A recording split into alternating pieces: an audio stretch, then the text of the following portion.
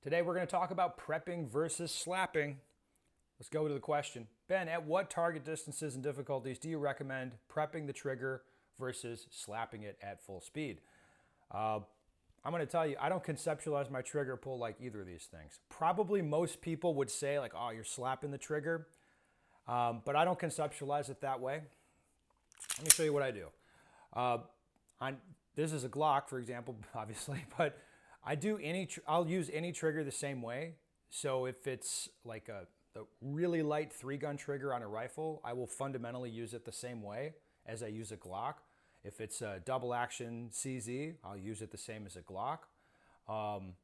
If it's a light single action pistol, I'll use it the same.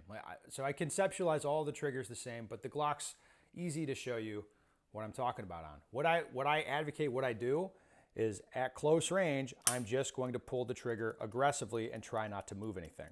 And by aggressively, you can see my fingers coming well off the trigger and I'm pressing back into the frame hard. So I train, this is the general training that I'll do. It's close range, high speed, finger on and off the trigger, and I'm trying to put the force straight back in as much as possible. So we don't see the front sight wiggling a whole lot there. All right. So that's what I'm doing. Most people look at that and say you're slapping. I mean, okay, I don't think about it that way. I'm just my pressing hard back into the trigger, so for sure it's going to go off. I release my finger off the trigger, so for sure it's going to reset, and then I'll press it again. About as fast as I can move my finger. Now, at a certain distance and difficulty, and this is where it's kind of weird to ask, like, well, what distance or what kind of targets? Like, the gun is going to change things a lot. And the trigger is going to change things a lot. Like I can shoot, if I have a pistol as heavy as a boat anchor with a 2-pound trigger, that's a lot different than shooting like a 25-ounce gun with an 8-pound trigger. It's a lot different, like substantially different. So, but anyway, at some point, I'm going to get to where it's like, all right, this is not precise enough. And then I'll just do this same process slower, more carefully. All right, so by the time, like if I'm shooting at 50 yards, I'm gonna I'll roll through the pressure. Roll through the pressure. All right, the way I think about it is I'm gonna roll pressure on and off the trigger, like any distance and difficulty, and I just do it a little bit more slowly and a little bit more carefully as the targets demand it.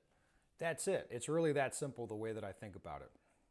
Now, unfortunately, like I said, I can't give you like, oh, like this distance, like this target, it's like this and this. Like, it changes so much with different guns. Like for example, an iron sight Glock, I can shoot really effectively, like about as fast as I can pull the trigger and hold the A-zone at like 15 yards pretty easily. Like it's like, yeah, that's like really good. But with my shadows, I can shoot at 25 or 30 yards at the same speed and same accuracy.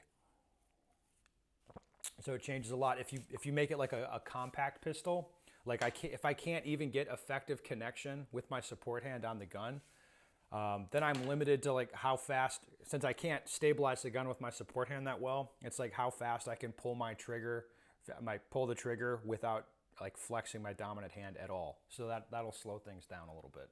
It's just, it depends. You gotta train with your own gear and understand what you can do. But I will say this, you should be able to shoot predictively, like doubles, about as fast as you can pull the trigger out to 12 or 15 yards with most equipment.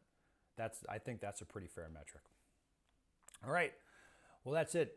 If you got any more questions about trigger control, I'm sure you guys will put them down below.